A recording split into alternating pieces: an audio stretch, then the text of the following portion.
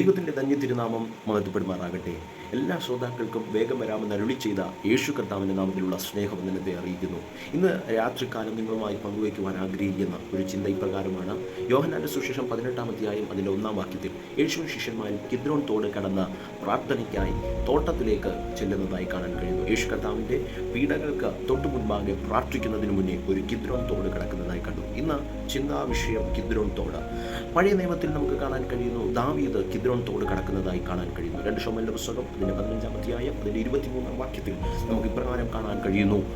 ദാവീദും കൂട്ടരും കരഞ്ഞുകൊണ്ട് ദേശത്തൊക്കെയും വലിയ കരച്ചിലായി. കാരണം തൻ്റെ മകനായ അബ്ശലോം രാജസ്ഥാനത്തിലേക്ക് കയറി ചെല്ലുകയും ഇസ്രായേൽ മക്കളുടെ ഹൃദയങ്ങളെ മുഴുവനും വശീകരിച്ച് കളഞ്ഞ അബ്ശലോം ദാവീദിനെതിരായി തീരുന്നതായി കാണാൻ കഴിയും. ദാവീദിനെതിരായി തീർന്നതുകൊണ്ട് ദാവീദ് സ്വന്തം മകനെ കൊല്ലുവാൻ മടിച്ചിട്ട് കഴിയാത്തതുകൊണ്ട്, കാരണം സ്വന്തം ചോരയായ തൻ്റെ സ്വന്തം കുഞ്ഞിനെ എങ്ങനെ കൊല്ലുമെന്ന് താൻ ചിന്തിച്ചുകൊണ്ട് താൻ അവിടം വിട്ട് ഇറങ്ങുന്നു. കരച്ചിലോടെ, നിലവിളിയോടെ ദേശം മുഴുവനും കരച്ചിലാകുന്ന ദാവീദും കൂട്ടരും മരുഭൂമിയിലൂടെ കിദ്രോൻ തോട് കടക്കുന്നതായി കാണാൻ കഴിയും. കിദ്രോൻ തോട് കടന്ന് അവർ പ്രാർത്ഥനയാകുന്ന ഒലിവ് മലയിലേക്ക് കയറി ഇവർ കിദ്രോൻ തോട് കടക്കുമ്പോൾ ദാവീദിന് ചില മാറ്റങ്ങളുണ്ട്, കൂട്ട വരുന്നവർക്ക് ചില മാറ്റമുണ്ട്. ദാവീദിൻ്റെ മാറ്റം ഇപ്രകാരമാണ്. തലമൂടി ചെരുപ്പിടാതെയും കിദ്രോൻ തോട് കടന്ന ദാവീദിന് മാറ്റം സംഭവിച്ചു. അതേവരെ ദാവീദ് തലമൂടിയിട്ടില്ല, ചെരുപ്പിട്ടിട്ടാണ് നടക്കുന്നത്. എന്നാൽ കിദ്രോൻ തോട് കടന്നപ്പോൾ തലമൂടുവാനിടയായി ചെരുപ്പിടാതെ പ്രാർത്ഥനയാകുന്ന ഒലിവ് മലയിലേക്ക് കയറിപ്പോകുന്നതായി കണ്ടു. കൂടെയുള്ളവരും അപ്രകാരം തലമൂടിക്കൊണ്ട് കരഞ്ഞുകൊണ്ട്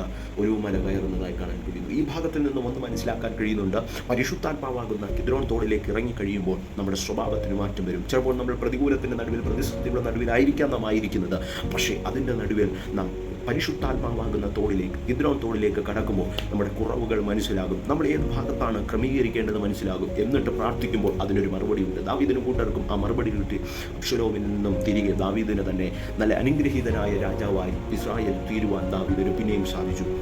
യേശുവും ശിഷ്യന്മാരുമായി കിദ്രോൻ തോട് കടന്ന് തോട്ടത്തിൽ ചെന്ന് പ്രാർത്ഥിച്ചു. എന്തുകൊണ്ട്? യേശുവിന് വലിയ പീഡകൾ അതിനുശേഷം സംഭവിക്കുവാൻ, ക്രൂശിലെ മരണത്തിന് തൊട്ടു മുൻപാകെ ഒരു പ്രിപ്പറേഷൻ ടൈം പീരീഡായി യേശു പ്രാർത്ഥിക്കുന്നത് ഈ കിദ്രോൻ തോട് കടന്നിട്ടാണ്. തീർന്നില്ല. ദിനവൃത്താന്ത പുസ്തകമൊക്കെ നാം പഠിക്കുമ്പോൾ, 2 ദിനവൃത്താന്തം അതിൻ്റെ 21-ാം അധ്യായം പഠിക്കുമ്പോൾ അവിടെ കാണാൻ കഴിയുന്നത് ലേവ്യർ, യേശുവിൻ്റെ ദൈവത്തിൻ്റെ ശുശ്രൂഷകരായി നിൽക്കുന്ന പുരോഹിതന്മാർ ആലയം ശുദ്ധീകരിച്ചതിൻ്റെ മലിനമൊക്കെയും കിദ്രോൻ തോട്ടിലിട്ട് കളയുന്നതായി കാണാൻ കഴിയുന്നു. തീർന്നില്ല.